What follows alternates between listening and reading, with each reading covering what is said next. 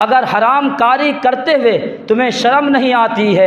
बीवी के महर को ना देते हुए तुम्हें कोई शर्म नहीं आती है, जिना करते हुए तुम्हें हया नहीं है, और दूसरे के जज्बात से खेलना तुम्हें जो है हया नहीं आती है, और तुम चुगलखोरी करते हुए तुम्हें हया नहीं आती है, बदनिगाही करते हुए तुम्हें हया नहीं आती है, सोशल मीडिया पर गलाजत और गंदगी देखते हुए तुम्हें शर्म नहीं आती है,